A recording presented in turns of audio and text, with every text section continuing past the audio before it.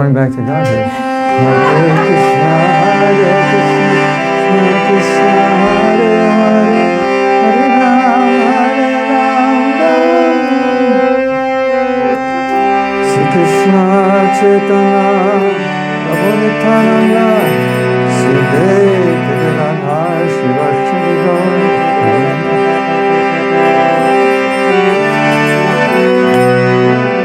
Shri Krishna Chaitanya, Prabhu Nityananda, Shri Advaita Shri Vaishnava Gaur Bhaktivinoda.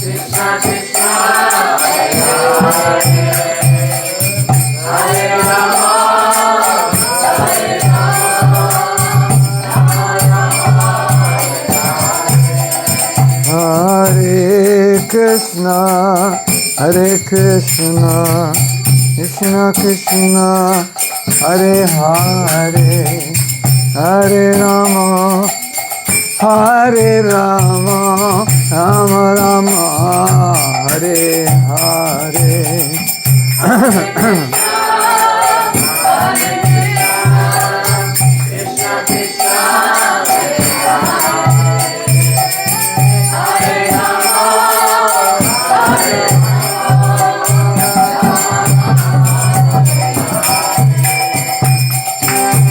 Hare Krishna, Hare Krishna, Krishna Krishna, Hare Hare, Hare Rama, Hare Rama, Rama Rama, Hare Hare.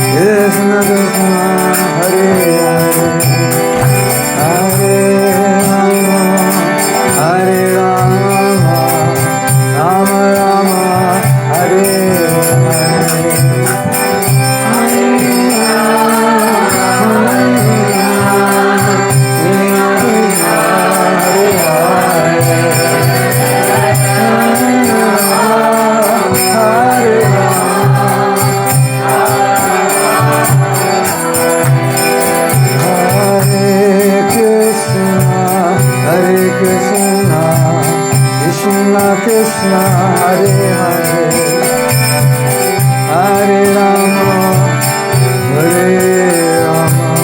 Hare Rama, Hare Hare.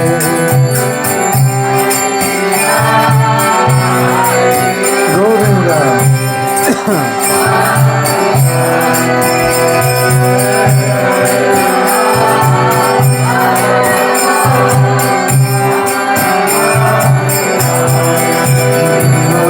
Hare Krishna, Krishna Krishna, Hare Hare,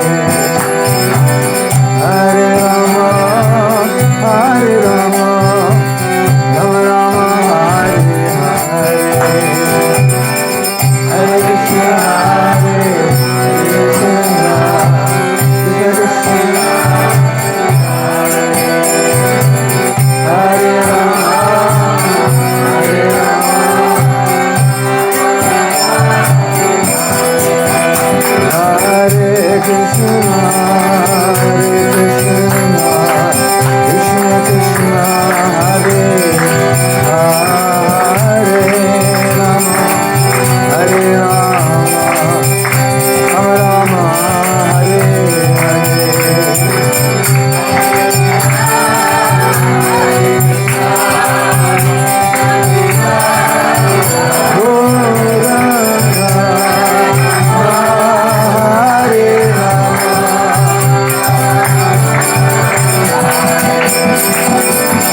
Hare Krishna, Hare Krishna, Krishna Krishna, Hare Hare,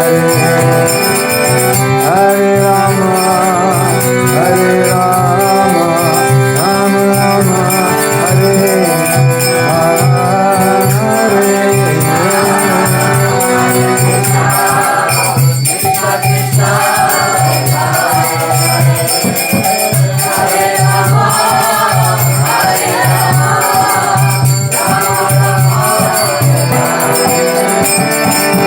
Hare Krishna, Hare Krishna, Krishna Krishna, Hare Hare, Hare Rama.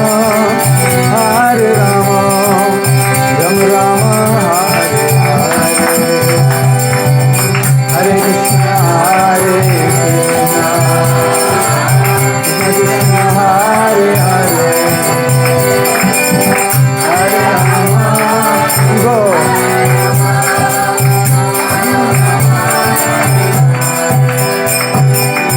Hare Krishna, Hare Krishna. Krishna Krishna Hare Hare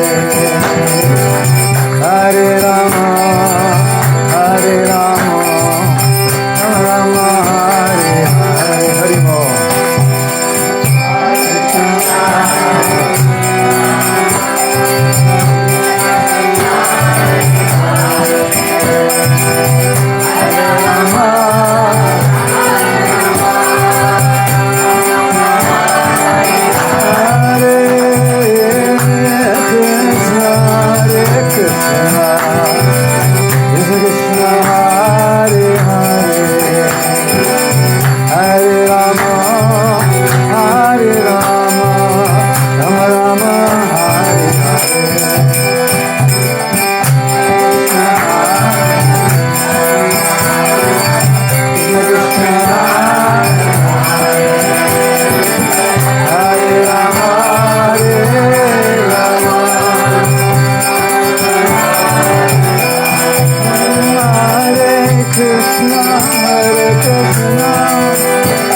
Krishna Krishna Hare Hare Hare Rama Hare Rama Rama Rama Hare Hare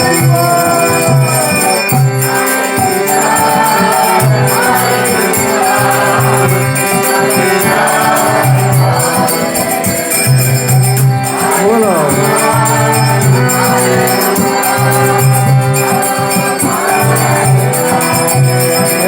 ginger and honey. Hare Krishna, Hare Krishna, Krishna Krishna, Hare Hare, Hare Rama, Hare Rama, Rama Rama, Hare Hare. Gauranga.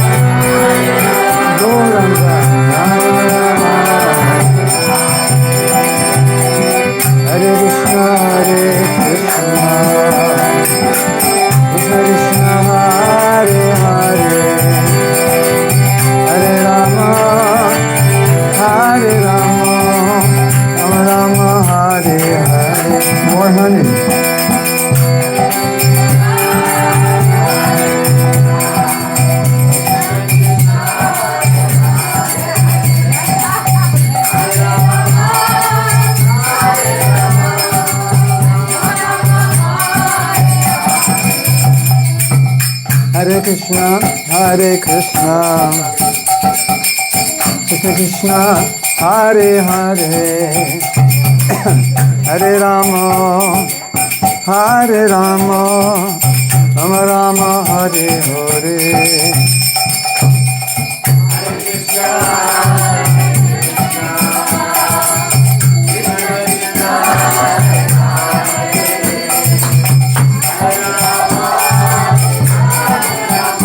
Water.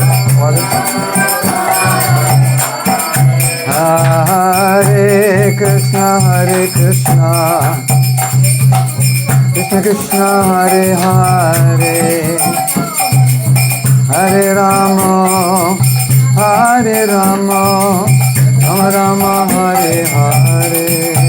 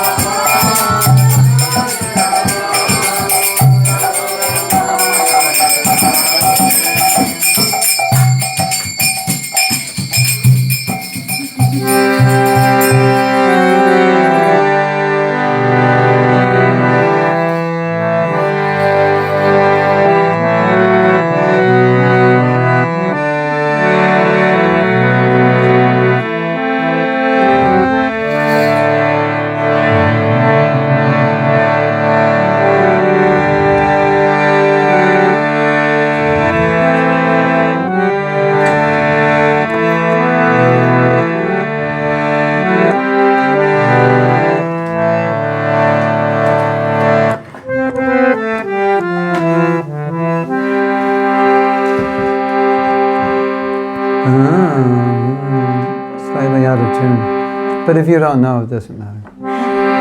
Won't bother you.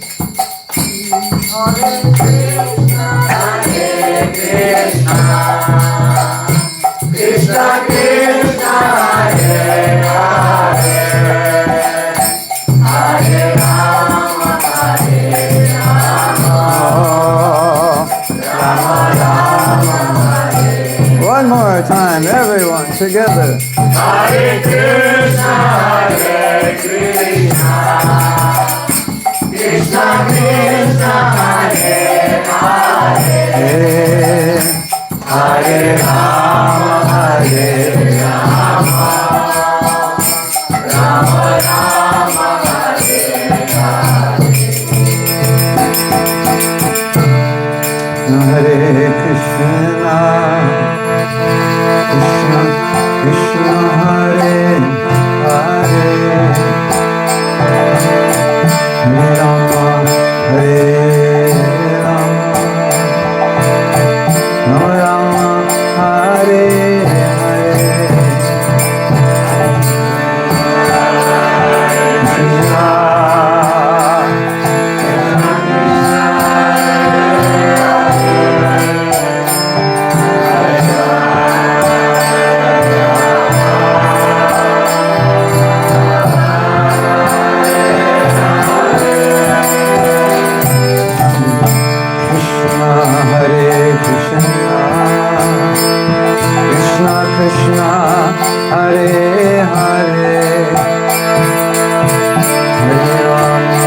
Hare Rama, Rama Rama, Hare Hare, Krishna.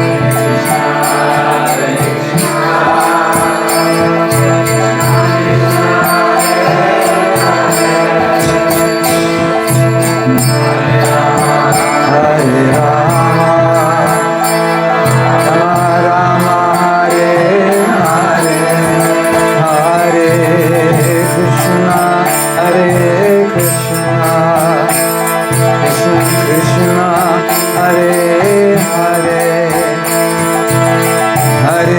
Rama,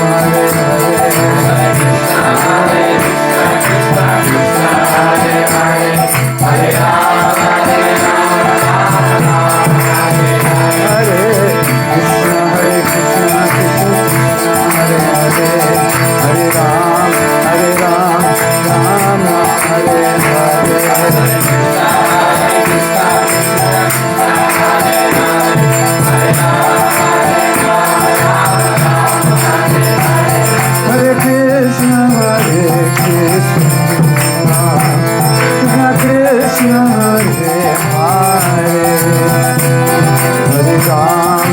Rama, Rama Rama, Hare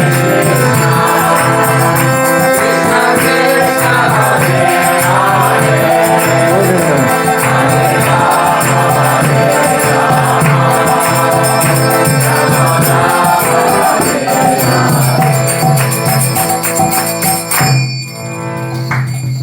Hi Go Premanandi. Hi Go Premanandi.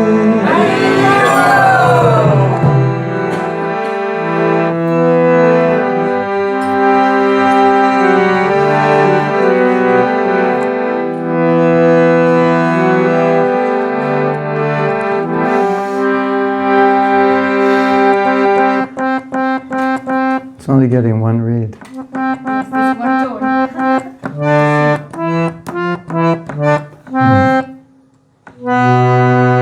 Second read was false. So it was false, the other read. Oh, was that a tune? So I took it out. Oh. No, I put like a You don't know how to tune it? Sister Crit knows how to tune it.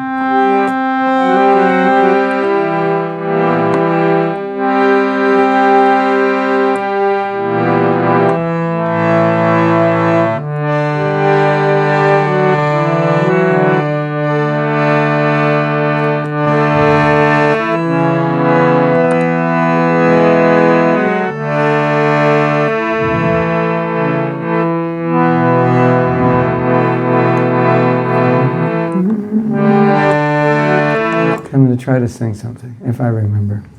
How glorious to the chanting of your holy name, which cleanses the heart of all dirty things. It makes the fire of samsara forever die, and it causes the moon of good fortune to arise.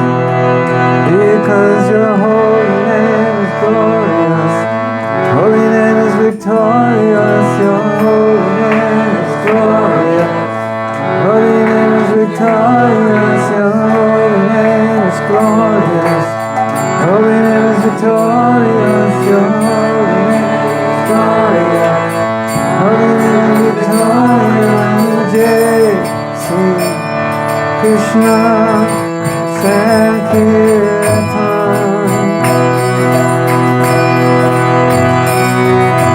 Jai Sri Krishna Sankirtan.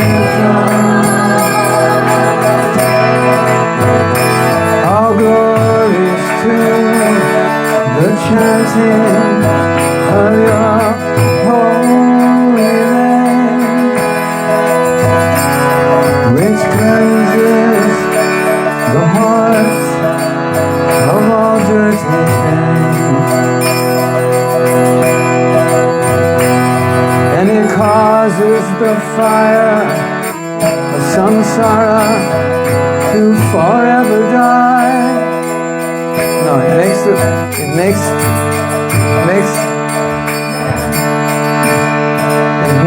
the fire of samsara ever die, and causes the lotus of good fortune to arise. Because your holy name is glorious, your holy name is victorious, your holy name is glorious, holy name is victorious. Param Vijayate Shri Krishna Sankirtan.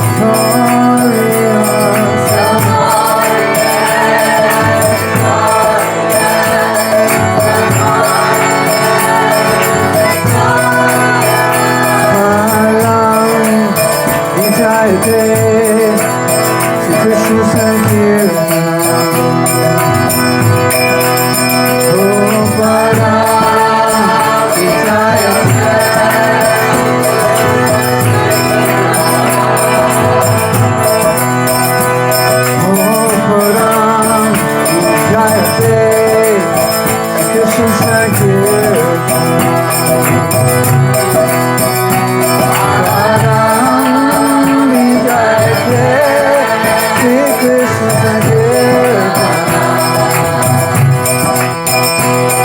Your holy name is glorious, and one who chants your name becomes victorious. Your holy name is glorious, and the man who chants your name is victorious. Your holy name is glorious, and the chapter becomes victorious. Your holy name is victorious, and the chapter becomes victorious. Oh, Param Vijayate Shri Krishna Sankirtana. Oh, Param Vijayate Shri Krishna Sankirtana. Param Vijayate Shri Krishna Sankirtana.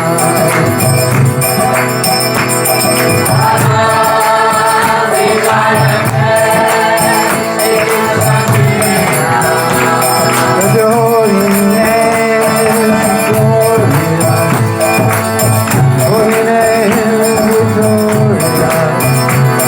Oh, holy name. Your holy name is victorious. Your holy name is glorious. Holy name is victorious. Your holy name is glorious. Holy name is victorious. Holy name is glorious. Holy name is victorious.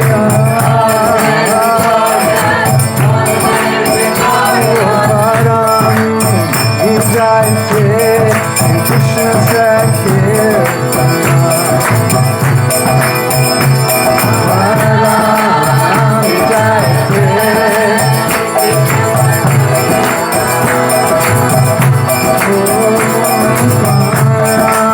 Vijayate Krishna Sankirtana. Oh, Param Vijayate Krishna Sankirtana.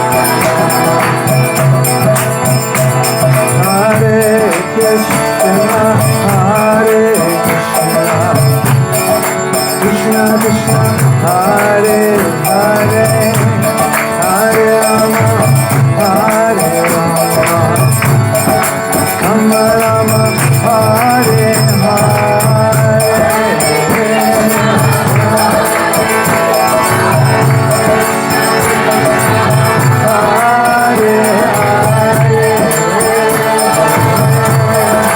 Radhe Radhe. Hare Krishna, Krishna Krishna, Hare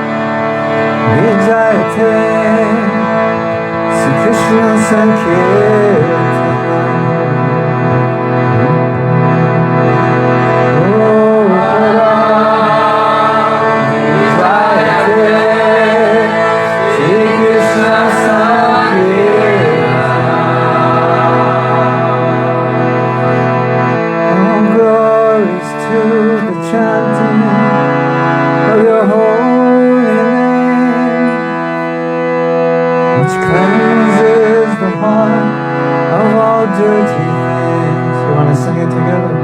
All glories to the chanting of your holy name, which cleanses the heart of all dirty things.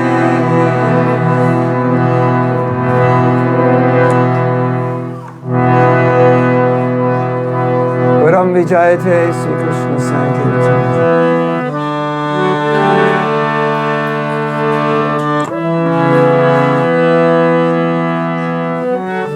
It causes the fire, it makes the fire samsara.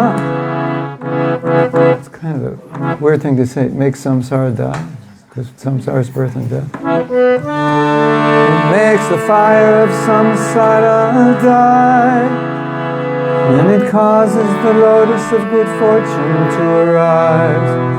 Want to try that? It makes the fire of samsara forever die, and it causes the lotus of good fortune to arise. Param Vijayate Krishna Sankirtanam. Param Vijayate Krishna Sankirtanam. So what I hear when I sing this is the drummer's going shh, the guitar's going ding ding ding ding ding ding ding. The keyboard is playing some pad, and there's like 6 people singing. Param Vijayate Sri Krishna Sankirtanam.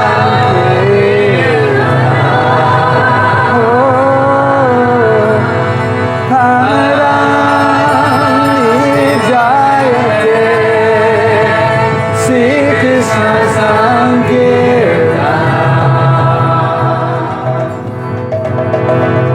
Could say so many things. The name saved Jagai and Madai. It can save you and I. Doesn't matter what you've done or where you've been. Just chant the name and you'll become a glorious devotee. 'Cause the holy name is glorious. One more time. 'Cause your holy name is glorious. Your holy name is victorious. Holy name is glorious. Your holy name is victorious.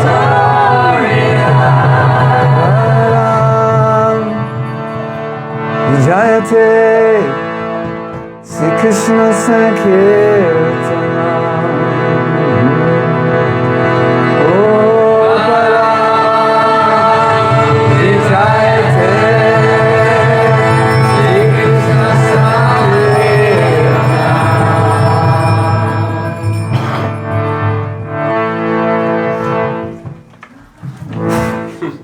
Gaur Premanandi Hari Hari. Sri Krishna Sankirtan ki Hare Krishna. Hare Krishna. It's such a nice song. It came to me already packaged and figured out. It's amazing. Where did that song come from? I don't know. I just started playing it. It just came. It was already figured out for me.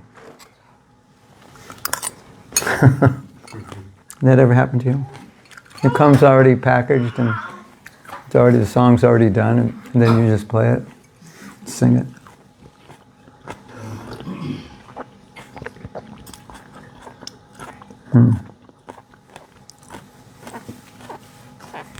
Do we have a topic for tonight? Yeah. We do. What is it? Overcome false. Oh, that's easy. False ego. Maybe Mahatma Prabhu had a couple of neighbors. Oh, welcome. Welcome. Lecture for the first time. Just wanted to give a short introduction. First of all, we are very honored and grateful to have Mahatma Prabhu. He came all over from the United States and he is conducting a lot of workshop across the Netherlands and across different parts of the world. He traveled quite frequently and he has been to Netherlands for a quite long period of time, coming frequently, giving classes. So we are really honored to have him and to our place to give our blessings. And today, we all know we all have our own, not about you all, I know about, we all have our false ego, and that's why we decided to keep this topic. Some people want some tips from Mahatma Prabhu that what could be the practical examples. I recently came to know that Maharaj is giving a very wonderful class day before yesterday, building relationships. I think irrespective of our day-to-day jobs, in our family, everywhere, we need to build a good relationship that keeps things going ahead. So I really like a couple of points which Nilambar Prabhu shared yesterday. I was very fascinated to see all of them. So we are very thankful once again to Mahatma Prabhu to come to our place and give us a wonderful association. So let's welcome him in our traditional way by loudly chanting 3 times, Hari Bol! Hari Bol! Hari Bol! Hari Bol! Thank you for having us here. I stayed here in this house last year. When did I come? In November? Was it November? Last year. Sorry to mention that also we have, importantly, his Parvida Prabhu. Of course. I missed that because I was not known. They take you for granted because you live here. Please forgive me for that. They take me for granted in Alachua, so. So Parvida Prabhu is also to our place for the very first time. Prabhu, Oh, wonderful. Parvida Prabhu has done a wonderful lectures, and especially he's famous for his drama also, which I have seen on the internet, YouTube, and Parvida Prabhu has been part of Prabhupada disciple also, and he has been traveling in many parts of India. So we are thankful and grateful for him to be here with us. Namo Vishnupadaya Krishna Prasaya Bhutale Srimate Bhakti Vedanta Swami Namine Namaste Saraswati Deve Gaurani Pracharine Nirvishesha Shunyavadi Bhastaja Deshatarine Pancha Kalpa Tarubhyascha Kripa Sindhubhyeva Cha Patitanam Pavanebhyo Vaishnavebhyo Namo Namaha Mukam Karoti Vachalam Pangu Angayate Girim Yakrapa Tamaham Bande Sri Guru Dinatarinam. By the mercy of the Guru, mercy of Srila Prabhupada, even a blind man can see stars in the sky. No, even a lame man can speak poetry, and dumb man can speak poetry, and a lame man can cross mountains. And there's another verse that says, a blind man can see stars in the sky. Hare Krishna. So, false ego is an interesting topic because ego means identity. So some people say, oh, you have it, he has a lot of ego. But as we use it in the English language, we mean he has a lot of pride, arrogance, we call that ego. He's all about himself, or maybe he's selfish, but that's not what the word ego means. It just means identity. So in Sanskrit, we have this word ahankara, and that's translated as false ego. And the word ahankara just means I do, like I act, I think that I have powers that I don't have. I make things happen that I don't make things happen. That's called ahankara. So, I'm the doer, which Krishna says he's the doer, kartaham. I'm the source. But when we think I'm the doer, that's called false identity. So real ego is, I am servant of Krishna. False identity is, I'm not servant of Krishna. But to make it really simple, if you write, I am, and blank, and then you fill in the blank, anything other than if you fill in anything other than I am blank servant, that's false ego. I am a man from America. False ego. False identity. I'm not a man from America. Someone says, yes, I am a man from America. And I say, well, what will you be in 50 years? You'll have another identity. So if you have another identity in 50 years, the man from America can't be your identity because you don't have it anymore. So what identity do you always have? I am servant. That's really ego. So whatever. I am rich. I am an engineer. I am a single woman. I am whatever. Canadian, Russian, Indian, Dutch. Any I am other than I am a servant. That's false ego. That's pretty simple, right? So,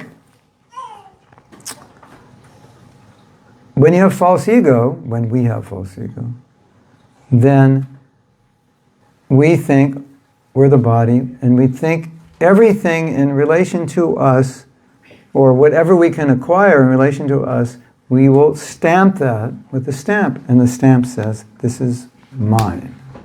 We all have a stamp that says, this is mine, and we go around stamping things, right?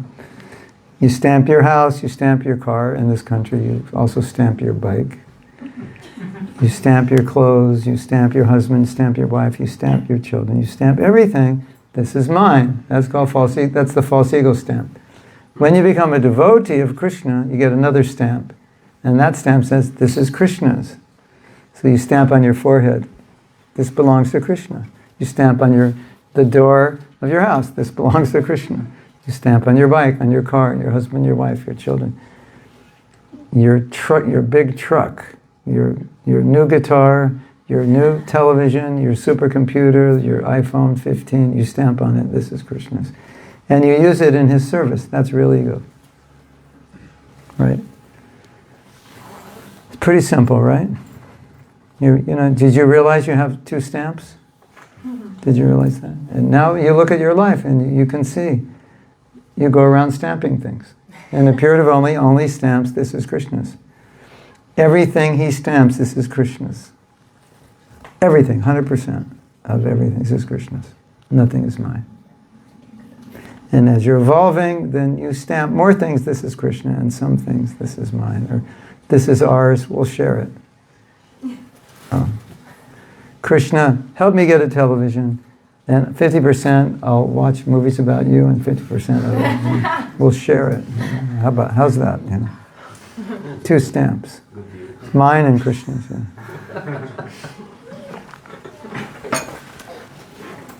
Yeah. Also, part of false ego, which is interesting discussion, is the idea that I know a lot, or the idea that I'm better than you. I'm right. As one person did an very interesting exercise. And I've done this also. So you partner up with someone,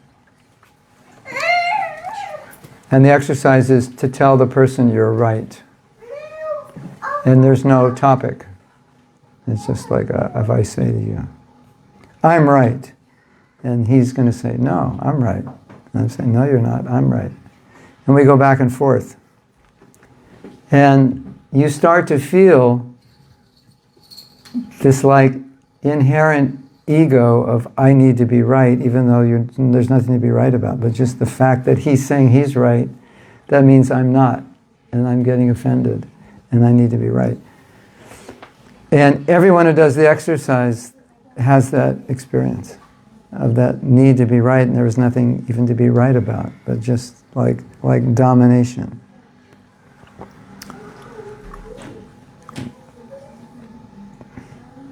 So,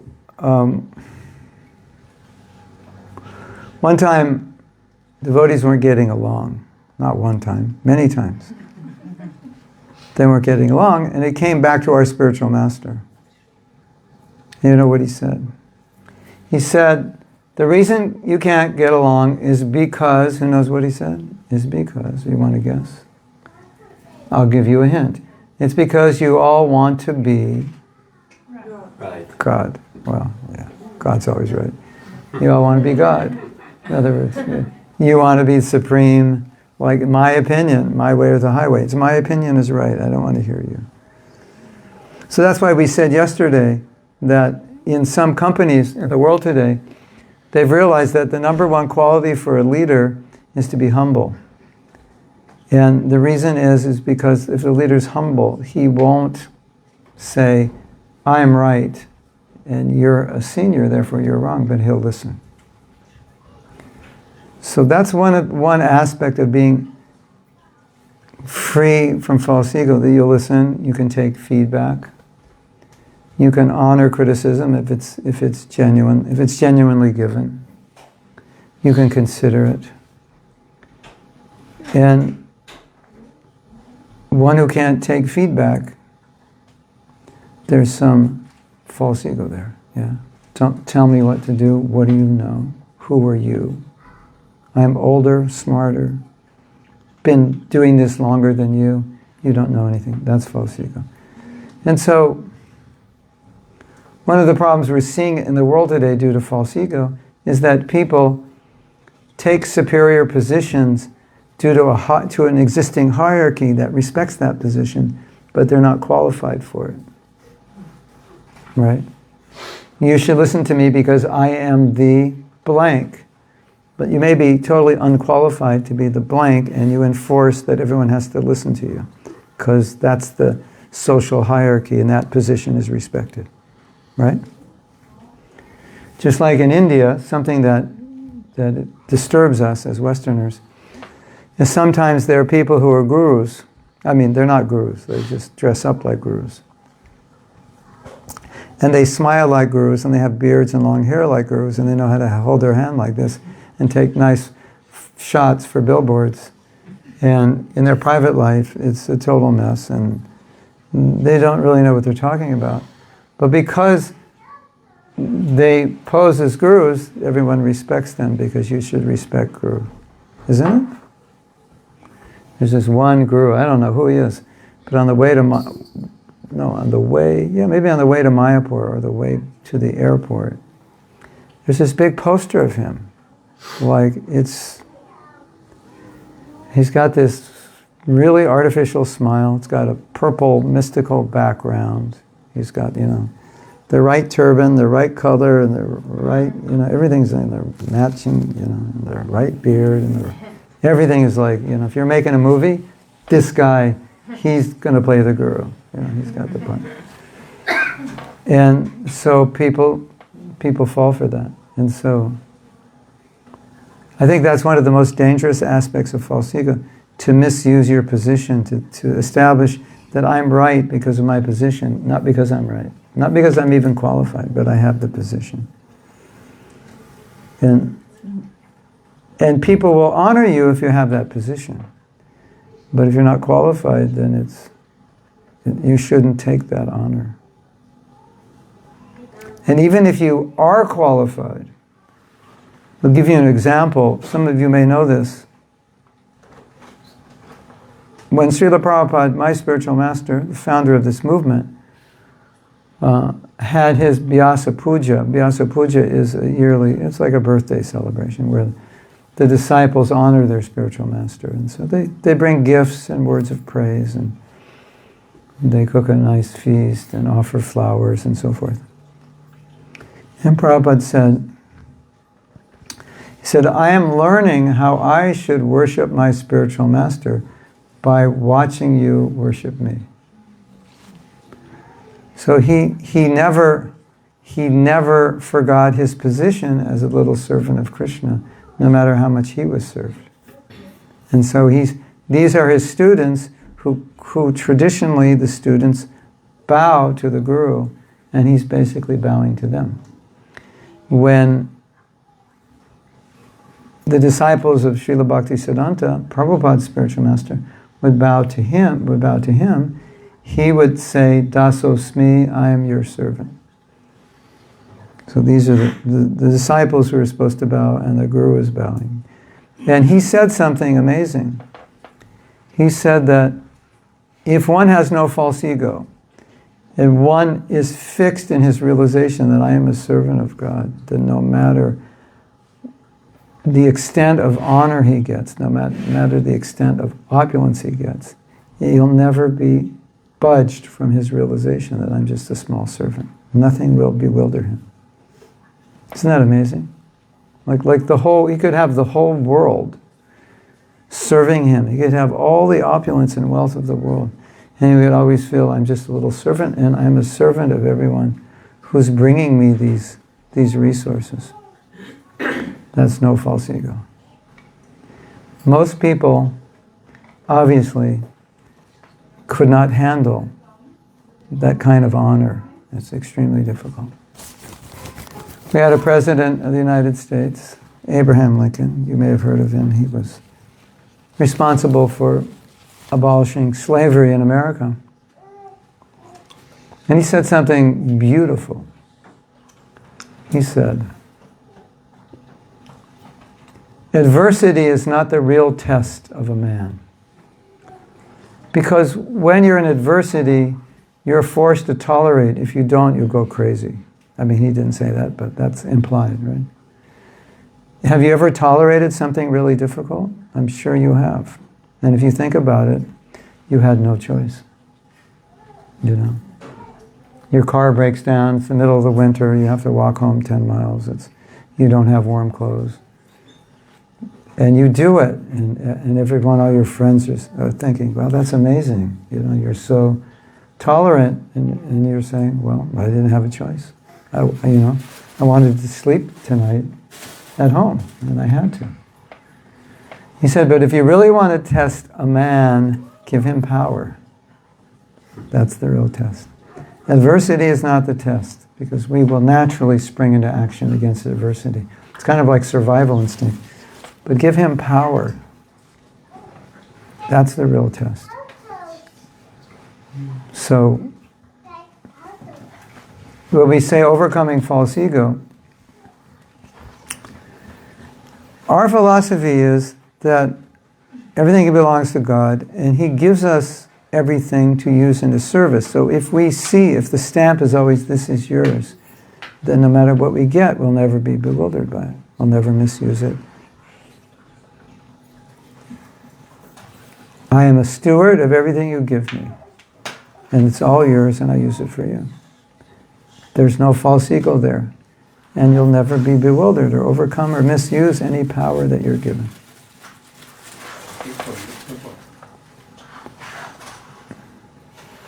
Yeah.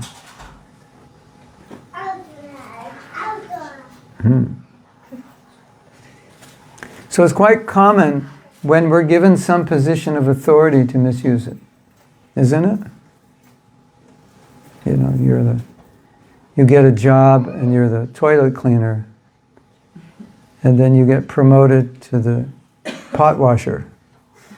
And you're like, well, I'm better than the toilet cleaner now. And here's a toilet cleaner, and he didn't do a good job, and I'm going to chastise him. You know, although it sounds funny, it happens all the time.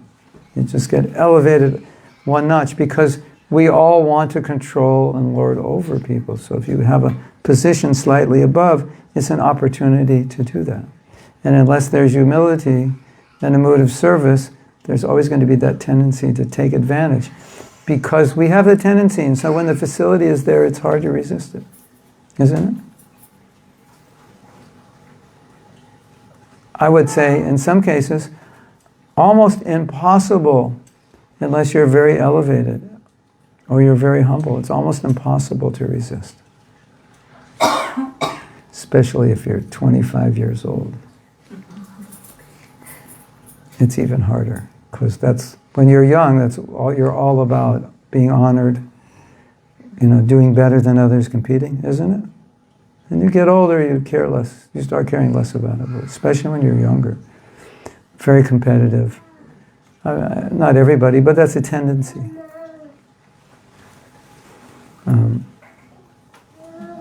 I need to be right, I need to control.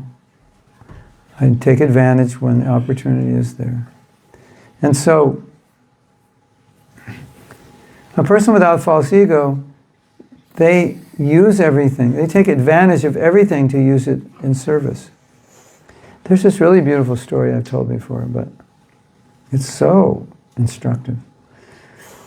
My spiritual master had a disciple, and this disciple was very, very qualified, very, very intelligent, and he did a lot of service to our spiritual master. And then, I'm not exactly sure what happened, but he became became distant from Prabhupada, and then he left him. He had taken some money. I think he even sold the temple and kept the money. He did something really bad. And Prabhupada is his spiritual master. So the position of a disciple is to honor and serve the spiritual master. So this devotee, or former devotee, was living in Hawaii on one of the islands, not where Prabhupada was staying. And they had a farm there, and some Prabhupada said, let's go to the farm. But his real purpose in going to that island was to meet this devotee. So he went to meet the devotee, and this is what he said. He said, what did I do to offend you that you have left? This is the disciple who should be asking that to Prabhupada. I must have offended you and I left. And he's saying, what did I do? Because his interest was to help that person. And maybe inadvertently he did something to hurt him, but he wasn't going to stay on this position. I'm Guru, I'm always right. Maybe I did something wrong and hurt you and you went away. So that's no false ego. And false ego's, I have this position, therefore I'm always right. And you have to follow. And if you have to work with somebody like that, if you ever have, you know what that's like. Right? It's not fun. And if you're in a position of leader, a boss, a husband, whatever, then you're not right because you're in the position. You're right because you're right. And you could be wrong. That's freedom from false ego. And false ego wants to prove others wrong because that gives the false ego power. Because the false ego wants to be right. So if I can prove you wrong, I've proved myself right. Proving myself right is proving you wrong. Proving you wrong is proving myself right. And that doesn't work for spiritual life. Maybe it works in some sense for material life temporarily. But even in material life, it doesn't work.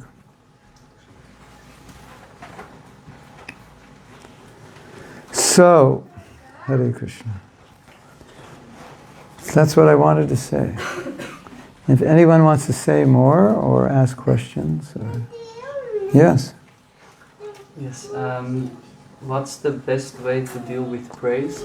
Because it's easy to think that we are the source of that praise, or we deserve it. And that's false ego. Yeah. We'll go back to the definition of the stamp. So you get the praise, and what stamp do you take out? This belongs to me, or this belongs to Krishna?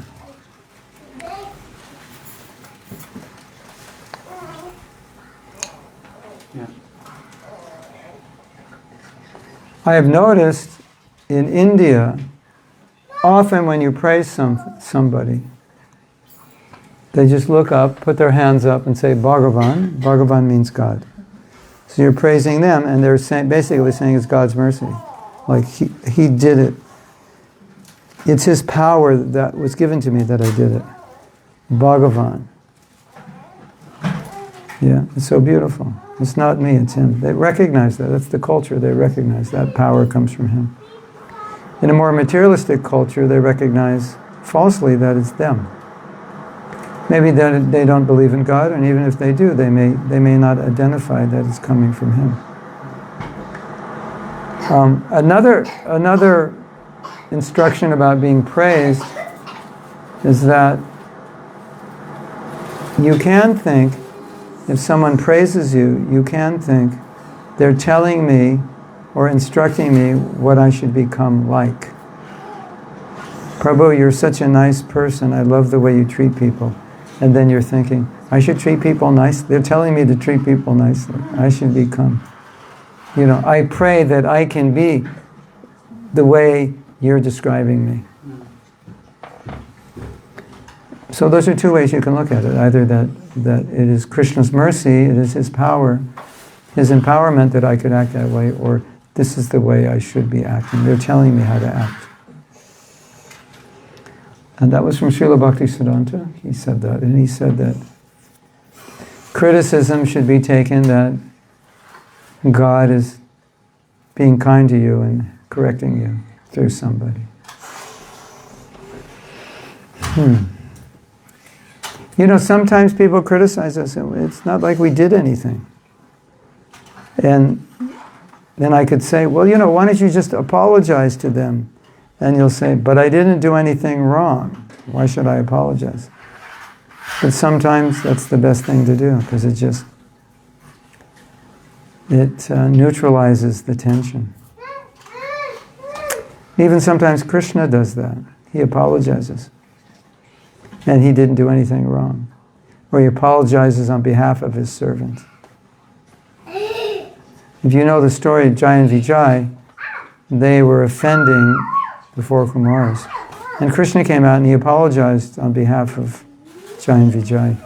So the four Kumaras were arguing with Jai and Vijay. They were trying to get into the spiritual world. Jai and Vijay were guarding the gates. And Jai and Vijay said, you're not qualified to come here.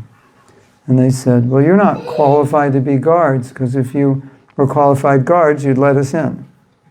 So it's like both of them are saying, you're unqualified. And Krishna heard the argument, and he came out and he apologized. And then as soon as he apologized, the four Kumaras apologized. And as soon as there was apology, no, I'm sorry. So apology neutralizes. So even though you may not be wrong, sometimes you just apologize, because it's the right thing to do. That's freedom from false ego. Yes? Yes, thank you. Not easy. Right? But see, the thing that's important to understand is, if you're taking to spiritual life, then you're not going to be, well, you'll say, well, nobody would apologize like that. You know, when it's not their fault, they wouldn't do it. People will take advantage of me or whatever. But that's the way people normally are, but we're not trying to be normal. And I think that's where we get a little off. No, we're trying to be different. We're trying to be spiritual. And so we're not just going to do what's easy or what everyone else would do. We want to do what's right.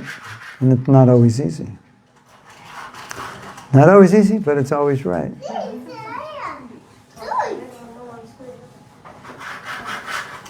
Another thing that's really bad to do is, if someone praises you, you want to be, this politically correct devotee, so you'll deny it, right? Like spontaneous, no, Prabhu.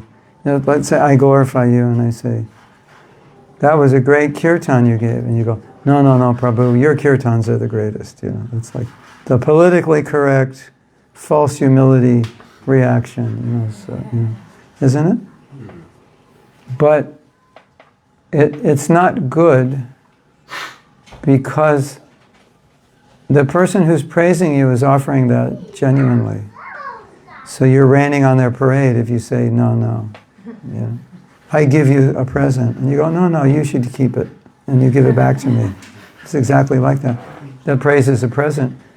And it's good for the person who praises. It helps them. And maybe you don't want to be praised, or maybe you want to be praised, but you don't want to be praised because you want to be praised, so you just go, no, don't praise me, take it back. But you accept it humbly, because it's a gift.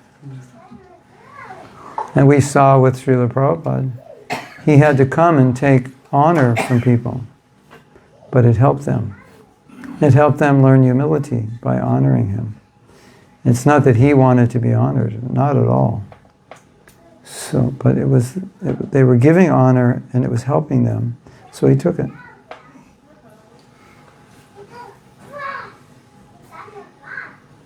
So you can say, thank you, Krishna's mercy on me. Yes?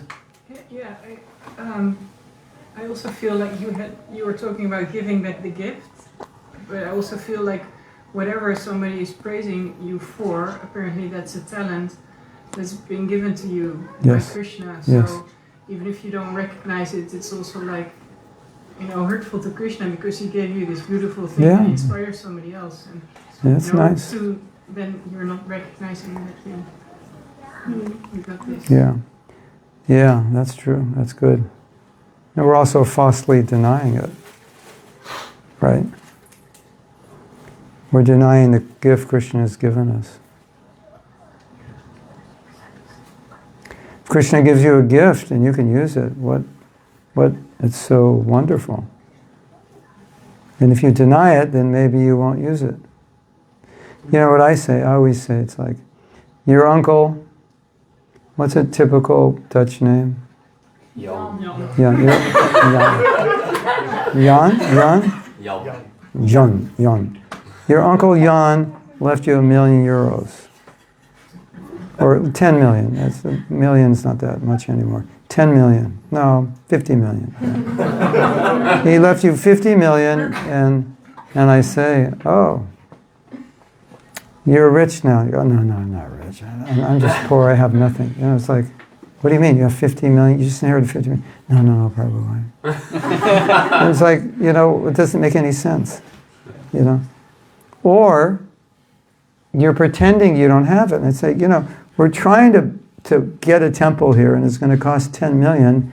You've just inherited 50 million. So you're the man, to help. No, Prabhu, I'm really poor. I don't have anything. It's just like, it doesn't make sense, right? No, I can't do it. I was just lucky. I'm just Krishna's mercy. I'm really the lowest of the low. We're trying to navigate humility and we don't know what humility is, so we're faking it, right? We're like, that's a sign that we don't know what humility is, and we're trying to find it by denying things. That's not humility. Humility is to be thankful that Krishna's given, and then I put my stamp, this belongs to Krishna, I can use it, I love to use it for him. Yes, I am rich, but it's all his. I'm a custodian of that wealth. And you don't live like a rich man, you live a regular life. You're not, and you don't, it's like, let's say I have a really nice car, like a Maserati, and I say, would you mind, I can't go out to the store, would you mind driving to the store for me and buying something? So then you get in the Maserati and you're driving and everybody's looking at me like I'm somebody special, right? But you think that way? Maybe.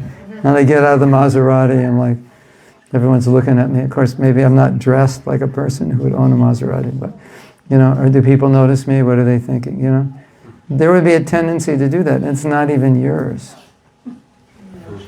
Right? So Krishna gives us something and we become proud. It's not even ours, it's his. He gave it to us. It's his money, it's his talent. Right?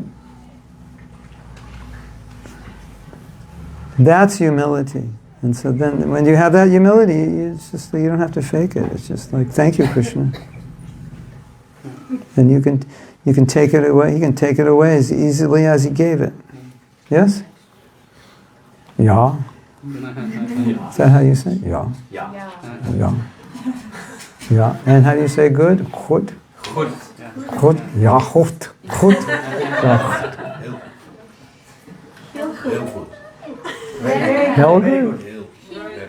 Hell good? Hell. That's weird. Goed. I don't think I could live here because I would have a sore throat all the time. You don't get sore throats talking like that? Really? Oh.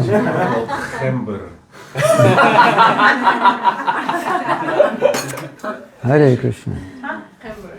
Hamburg. I'm used to it now.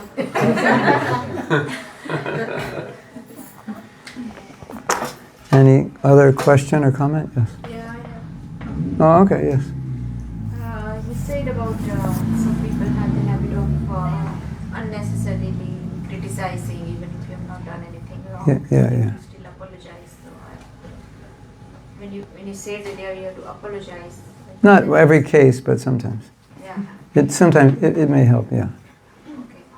Okay. In other words, it's like maybe you didn't do anything wrong, but it upset them. So you just say, I'm sorry that I upset you.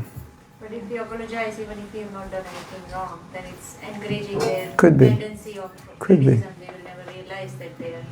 It could be. Test it out and see. See what happens.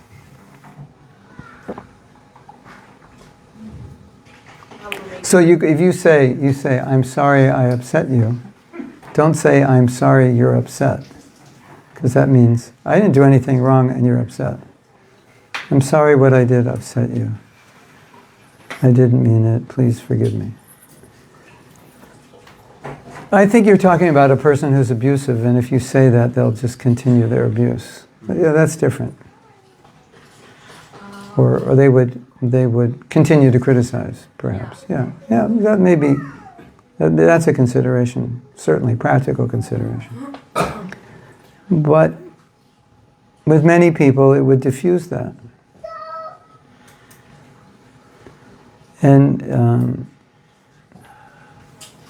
yeah. What's the saying? If you don't want to be criticized, don't go outside your house, or like don't do anything. You know, right? And if you do something well, that's cause for being criticized, right? I don't know if you have this experience, but that one student in the class that's brilliant, that gets all A pluses, everybody hates them, isn't it? I remember that one in my class. It was when I was 16 in high school. She was a Chinese girl. And it got to the point that she knew every answer. So when the teacher would ask a question, he would just ask her. He wouldn't ask us. Says, so this, that, what's the answer? Her name was Fei Lo or something. What's the answer, Fei? I hate you. You're so smart. And so sometimes you'll succeed at something, people won't like it. You understand that. Another thing you can understand about criticism is that if somebody's trying to pull you down, I mean, it's a sense they're complimenting you, because it's making them feel like they need to be better. They're not as good, and so your abilities are making them insecure. And so, if you understand that, and say, I'm sorry, It's kind of like you're saying, I'm sorry for being me, but, I couldn't really help it. But it's really, I'm sorry that you're insecure, but you're not going to say that, but you understand that. So when someone tries to pull you down, it means that they already know that you are well ahead. Yeah, it's a compliment. They're trying to pull you down, it's a compliment. Because they can't stand to see you better, because it reminds them of their failure. Isn't it? Yeah. Sometimes we don't like people with the same defects that we have because it reminds us of our defects. Right?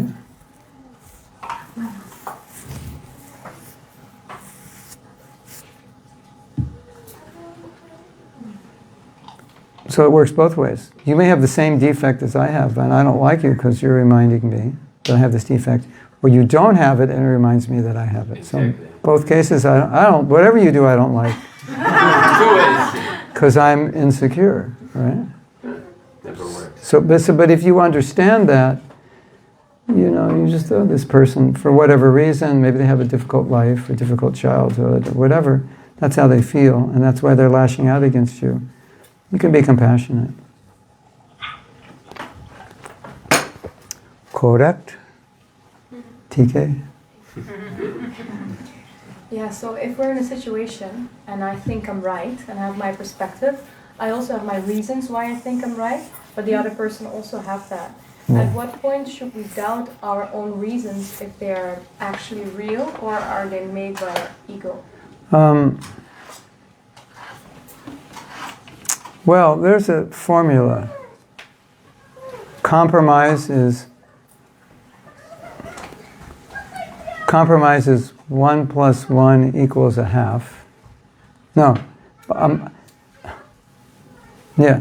If you want to be right, you have two people, so then it's 1 + 1 is 1, because there's two people and only one idea.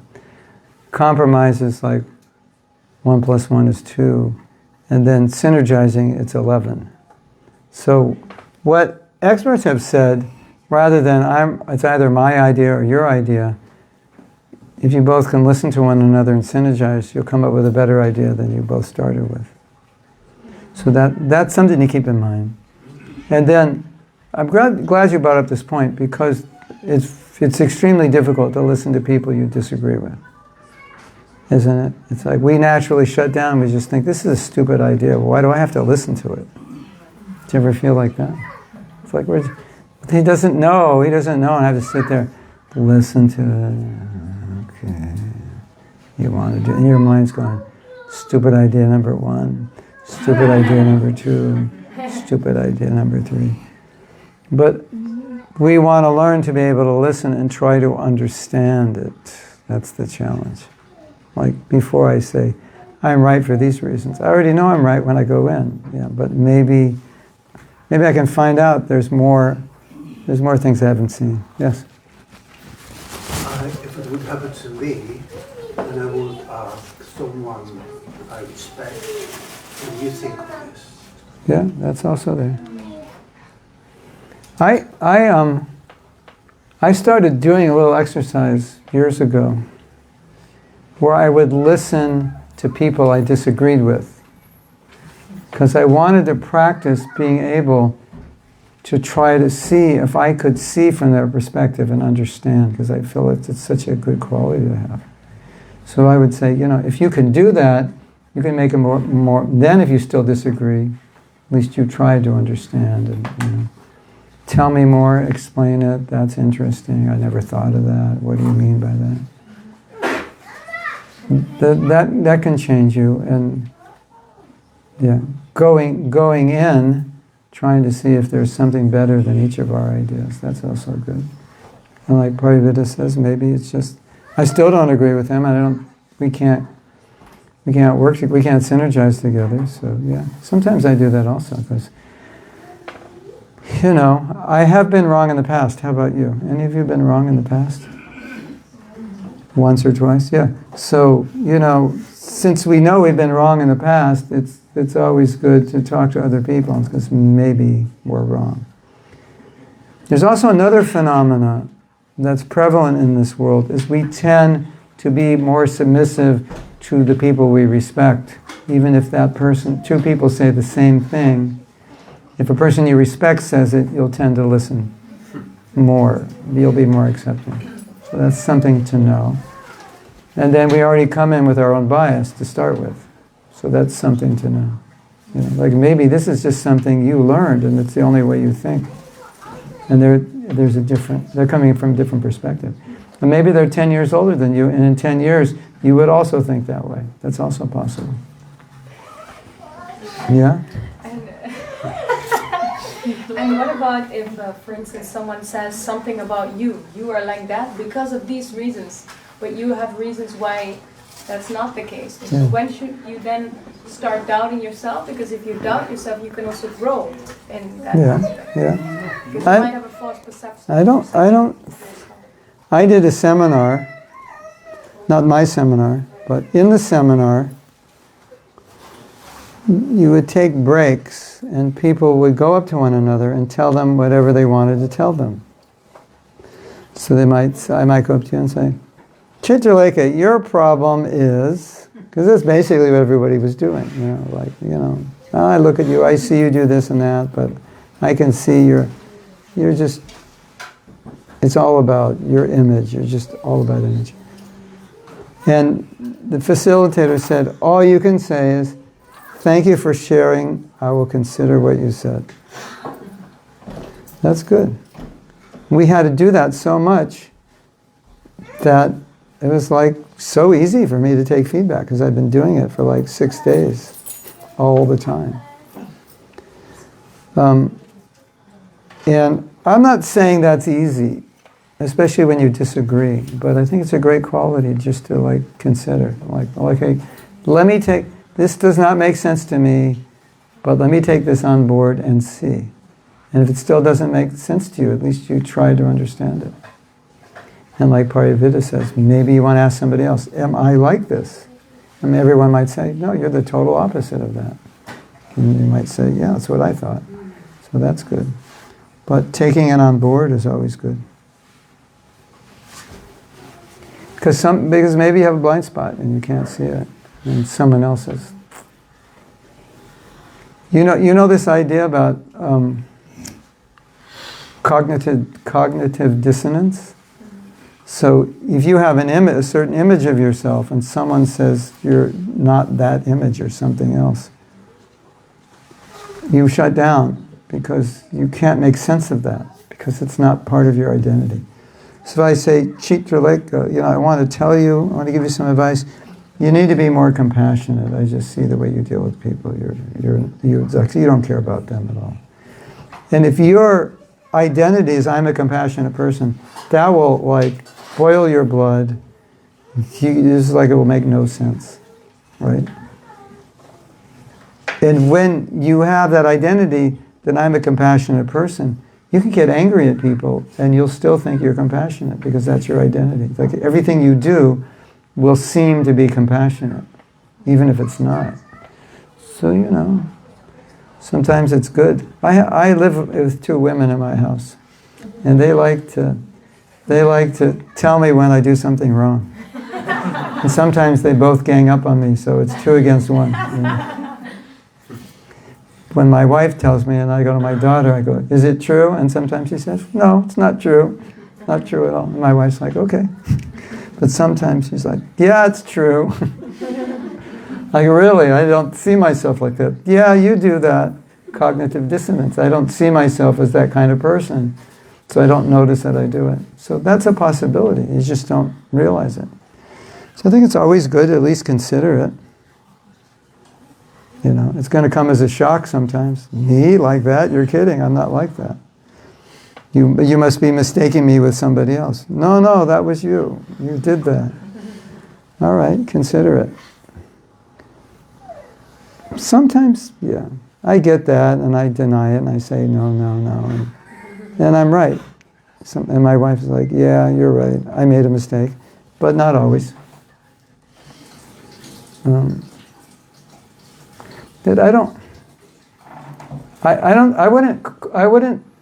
I wouldn't talk about self-confidence because self-confidence is being able to listen and consider it. That's self-confidence. Like, I'm not going to lose myself in considering the feedback I get. It's not going to, it's because that's strength if I can do that. So it's like power. Like, people are giving me feedback and I can listen and consider it. And all right, maybe they're right, maybe they're not. But just doing that, considering that, that's like powerful. And ultimately you're gonna make a decision based on what you realize and understand. And if you think they're wrong, maybe they are. It's not the end of the world. And if they're right, you learn something. And if you're going to become a leader, you have to be able to do that. If you're going to become a leader, you have to let people say, Chitralekha, you do this and it's not good, people don't like it. And you have to just say, thank you, I'm going to work on myself. Because that's the kind of leader that's effective, and that's the kind of leader everyone will love and want to work with, because they can improve things. And you all know if you work with a leader and a leader's doing something that's bad for you or others and they won't listen, it's one of the most frustrating experiences you can have, isn't it? If I were God, which could be it could be dangerous, or if I was the president of any country, I would say, no one with a big false ego is allowed to be a leader. We have to put you in the false ego deflating chamber before we let you out.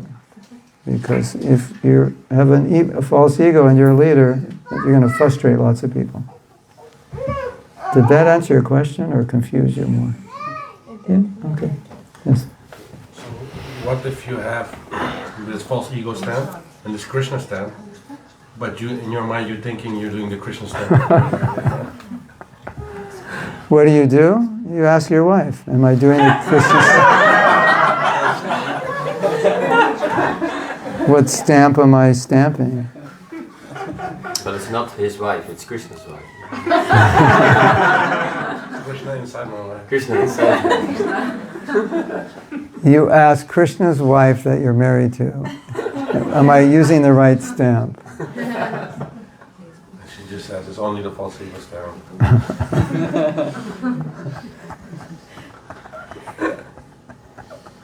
Why are you looking at me?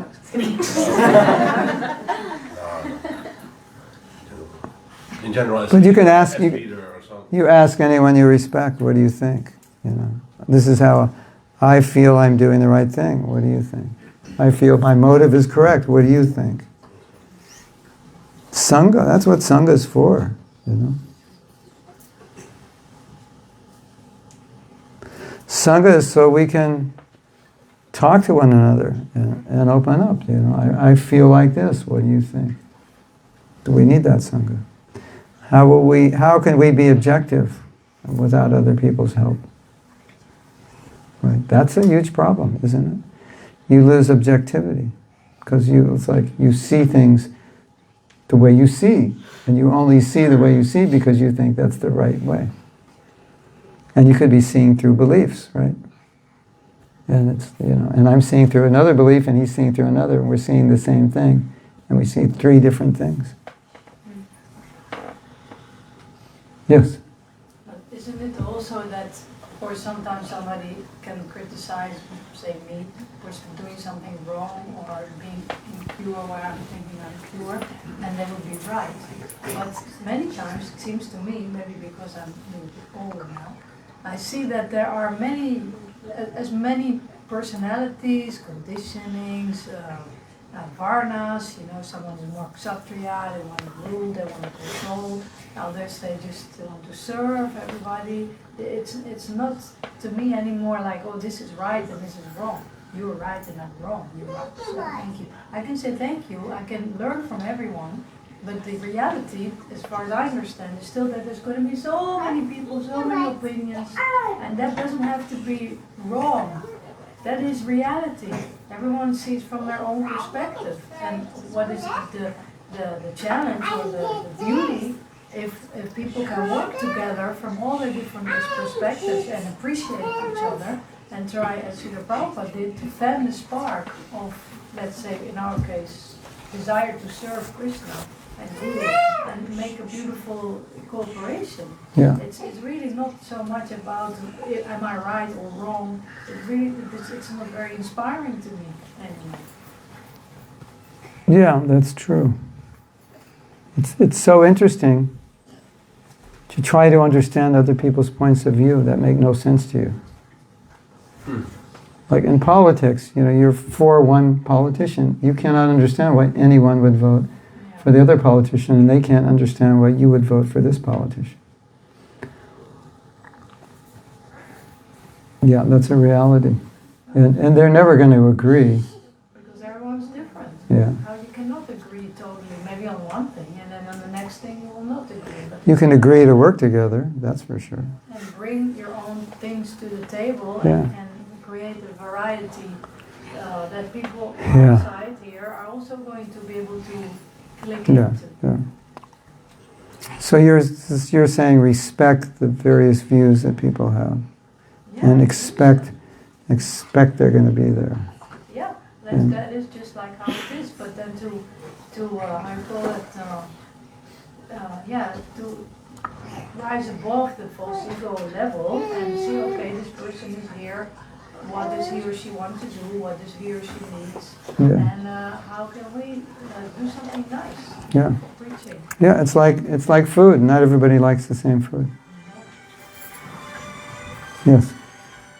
And sometimes, for me at least, it gets confusing because we base our life on a philosophy that has an objective truth. Yeah. And then in my practical life, I have to all the time appreciate subjective truths. We both read the Bible day and night. I see black where you see white. It's a reality.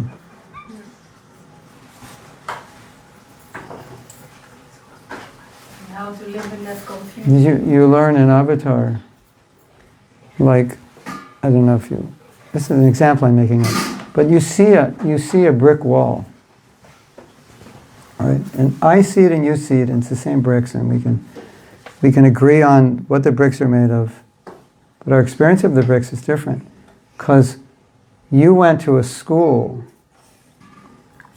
that had these bricks, and you love that school. So when you see bricks, it just reminds you, right? But I went to a horrible school that had those bricks. So when I see those bricks, I've seen the same bricks you see, but my emotional response is opposite. So there is an objective truth, bricks, but there's also, it's the same shloka. We have two different ideas about it because we're different people. And you go to a different country and you say the same thing and somebody gets angry at you. That happened to Prabhupada. Because of the culture, he said something and it disturbed people. And it was just an objective truth.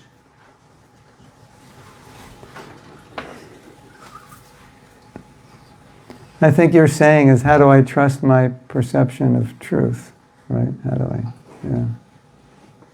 I don't, just because different people see it differently, it doesn't mean you have to not believe your perception, because this is how you understand it and this is how it works for you. Like a lot of times if you ask me a question and I know there may be various answers, I will just say, this is my understanding, this is what works for me, this is my realization, this is what I've concluded that Prabhupada means, which I'm giving a disclaimer, knowing that somebody else may not see it that way, and it's the same thing.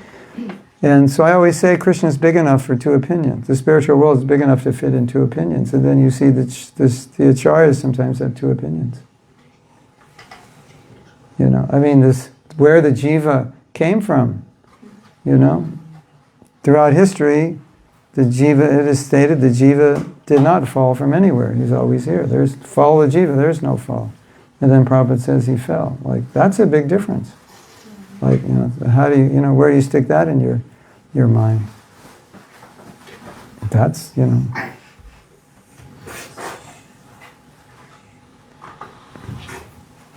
So sometimes you have to go with what makes sense to you.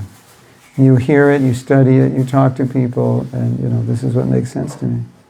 Or sometimes you can't make sense of it and say, well, this is the way my guru explained it, so this is what it seems to me he said, so I accept that.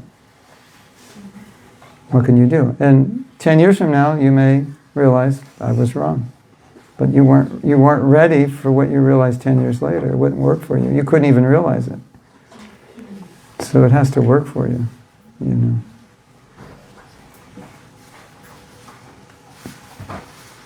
And you know what's really interesting? Sometimes, you know, after you've been a devotee for 10 years, you find out that what you understood was wrong. That's not, you know, they find out, well, actually, that was a typo in the book, or that's not what the Sanskrit word means. It means, yeah. I'm like, okay. Or, you know, we didn't understand it completely, and now we understand it. That's interesting. You got to go with the flow, go with the punches. You know, it's a reality. You know. Sometimes someone will say something, and have some realization, and it's like that realization opposes everything I know about that, like 180 degrees. But if I feel that there's like fluidity and understanding, I just say, okay. Sometimes I'll say, no, that's not our philosophy. I have to stand up. But other times it's like, it's subjective. You can have that realization. It's not mine, but it doesn't mean it's wrong. And it doesn't mean I have to change mine. You know, someone says, well, for me, good japa is I go outside and I scream and I jump up and down. You tell that to Sachinandan Swami, you know what he's going to say? It is simply the mode of passion. You're simply agitated. He's not going to chant like that. But the other person will say, if I sit down, I'll fall asleep, and I can't control my mind. It's like, okay, if it works for you. I wouldn't do it that way. It doesn't work for me. It's not my understanding. But in his stage, it works for him. So I'm like, okay, whatever. But it doesn't have to change my realization. If the need of the ego to be right gets purified over time, then perhaps it will be easier to accept all these differences. Is that? Yeah, because then your need will be what's best for the society, rather than best for my ego. Yeah. I mean, we're not saying somebody says something that's completely off and you go, we'll accept it, because that's not good for you or for them.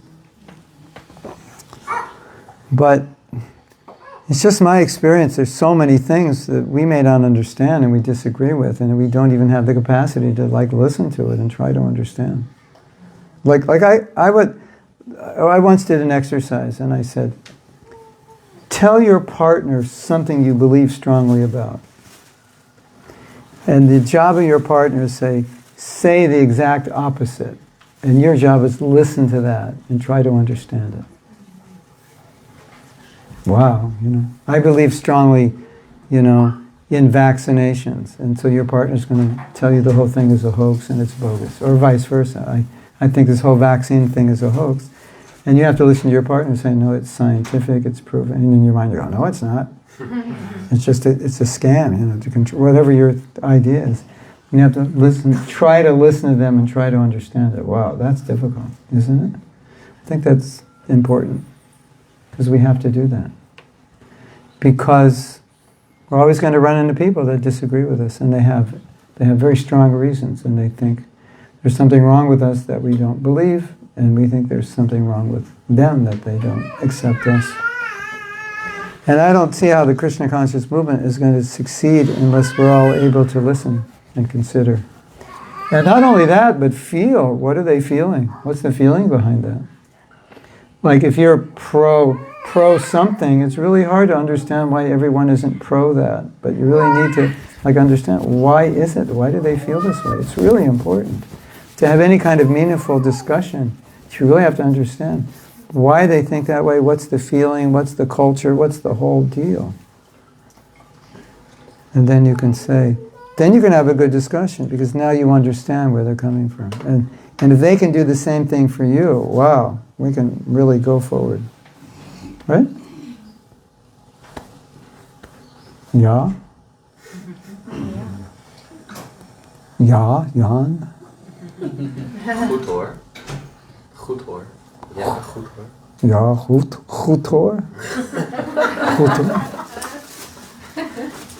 I like the other one, hell yeah. Heel goed. Heel goed. Hell yeah, hell good. Yeah. Hell yeah. What does hell mean? Very good? Very good. I guess it means the same thing in English. Oh yeah, true. What else? Anything? You want to say anything? Well, there can be a conflict between two persons, but as we belong to the Prabhupada's movement, there's also, according to Guru, starting on Sastra. And if you are sure that what you are thinking is the same as what Prabhupada thought, or what you hear from the scriptures, then you don't have to doubt it if you think it's just your own opinion. But but there is, like you were talking about fascination or not fascination, vegan or vegetarian. I can see the point of both sides, but I have my opinion, and they have their opinion, and one is because of sentimentality, and the other is more a spiritual point of view, for the benefit or whatever. Then, because my best friends have the opposite opinions about these things, but I accept them, they're still my friends. Yeah. But the problem is with me, being a Prabhupada disciple, I know what things are supposed to be done in a certain way. And if I speak up, sometimes it's appreciated, it does not. If I don't speak up, I feel I share in the offense which is made according to the deities or to teachings of Prabhupada. Yeah. And so that is a difficult thing. And they say you can only instruct someone if you make first friends, and that you know you're not criticizing them, but you want to help them or point out what it's supposed to be in old days like that. Because otherwise the movement will water down and water down, like Prabhupada says himself. Every movement starts like this, and then gradually, in due course of time, the knowledge is lost.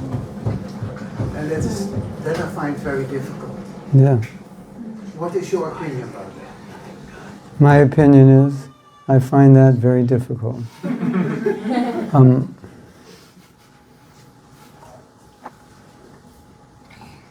I think it's exactly what you said. There has to be like an opening, in the door to say it, because otherwise you're saying it to a closed door. And then you end up disturbing people, and that's almost worse. And sometimes I've seen, you must have seen also, that sometimes, like you say, you feel responsible to Prabhupada to say something, but sometimes it just corrects itself because it's going off so far that enough people just say, stop, this has gone too far. And so what you're thinking of saying that you didn't find any ears to listen like 10 years later, there's a lot of people saying the same things. So that does happen also. At least I've seen that. So that gives me, sometimes I just feel like it can't go off too much further than this before there'll be enough people that will just correct it because it's too far. And like sometimes there's just, people aren't ready for something. Sometimes they're not ready. It's like things have to get worse or have to change or something, and now they're ready. I think the other problem is things are different. So sometimes what worked 40 years ago is everybody's different. It doesn't work. People don't think like that anymore. So it's like, well, when we were here with Prabhupada, and they'll say, yeah, but you were you, and Prabhupada was him, and we're not you, and our gurus are not Prabhupada. And we have to say, yeah, that's true also. It's not an excuse, but definitely take that in consideration. Right? At least I do. When I wasn't a guru, gurus would complain that my disciples, they don't serve me and surrender to me like I served and surrendered to Prabhupada. And I don't tell them this. Well, maybe I do sometimes. I say, yeah, but you're not Prabhupada. So why would you expect that? And they're not both, and they're not you. You're way more Krishna conscious, and Prabhupada is a way greater guru. So, it's like, it's not the same. So I think we have to be sensitive to that also. And I've noticed that if I try to correct things, some people will just think I'm old-fashioned and fanatical. But I'm just trying to correct it to what was just the way it was for everybody. But the movement is so varied now. It's so varied. Whereas when we were younger, it was just like all 25 and brahmacharis, So it was different. And so I'm coming in with a 25-year-old brahmachari. No, it should be like this. And my wife's like, it'll never be like that. That was when you were young. It's different. It's not like that. People are different. It's a different movement. And there's a lot of truth to that. So sometimes I'm just like, okay, different movement, different people, different culture. My daughter's 23, so that's like a generation that we are like way, past. And if I ever would say any prejudicial statement, anything that even slightly smelled of prejudice, she would stop me. Said, you can't say that. And I'm like, really? I've been saying that all my life. No, you can't say that. well, we all said that. No, you can't say that. It's a different generation, so it's very sensitive. So, like some of our godbrothers are like, well, we're going to Kirtan Mela, and everybody who's leading Kirtan's got a beard. And maybe some earrings and tattoos. And not initiated, some of them, So we as older devotees are like, well, that what would happen if Prabhupada were here and he saw that, that maybe probably wouldn't fly, right?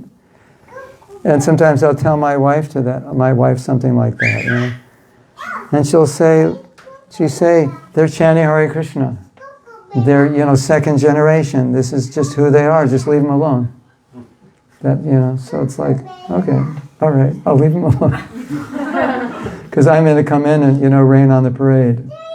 You can't have lead kirtan if you're not initiated. You can't, take out your earrings, get your tattoos removed, shave your beard, then we'll let you lead kirtan. Because that's probably what it would have been, right, in 1975, right? But it's a different movement, different time, so. It's kind of like, you know when to talk, when there's space to talk, and when not, and who to talk to, and I've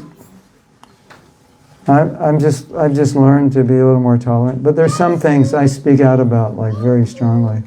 But I have friends on the GBC, so I just tell them. I said, this is, and they know that it's bad. And when I say it's bad, they know. I just did that yesterday. He said, thank you for telling me. We're supposed to do this. We're going to put it on the agenda. So, but there's 20 other things I don't say anything. But, if something's like, this is really bad, you can't do this. This is wrong. Stop it. The female pujari is wearing a bikini. Yeah, you got to stop that. Prabhu, it's Amsterdam and it's 2024. No, I don't think so. It'll attract more devotees, especially the men. You'll get more brahmacharis in the temple. No, we can't go that far.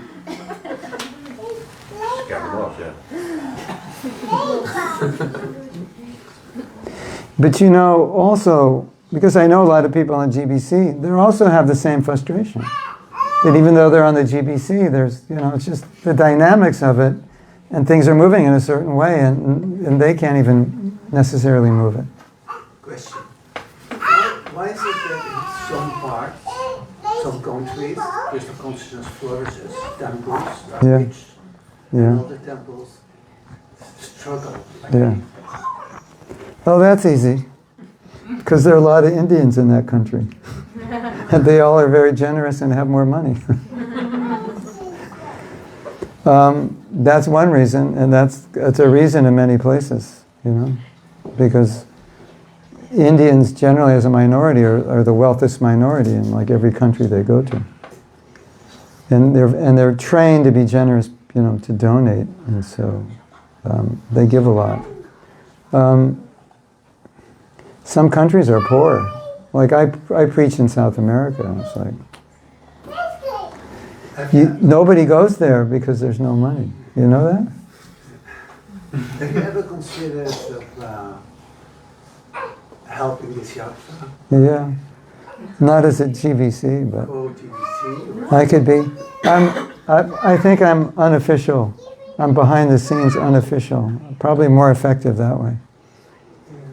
But, I work with the devotees, I give them ideas, I try to work from behind the scenes. I'm happy to work more and do more in an unofficial capacity. And the GBC saw me in Mayapur, he said, thank you for helping. So he appreciated it. Can you go more often? Yeah, you can ask my wife. She'll let me come more often. Yeah, she has a business where she does marriage counseling, and she can't do it when she travels because of the time zone. So she says she can't leave her clients that much, because they have appointments at 6, 7 in the evening, so she'd have to be doing it at 1 a.m. So I talked about it with her the other day, and she said, I can't be gone that much. So, anyway, I can try to bring her back, take a walk down the canals. She'd see if she likes canals a lot. She can counsel here too. Yeah. You don't even have marriage. If you... You're ready for it. If you line up a lot of people who need marriage counseling, yeah, that could be a good I idea. want to find out how can I get a partner. Yeah. Can Yeah. yeah. Maybe divorce counseling. We have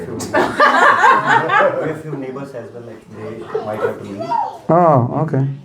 Thank you for coming, neighbors. Their parents have also come from India. Oh, They're just next to our neighbor. oh, nice. You see this tree?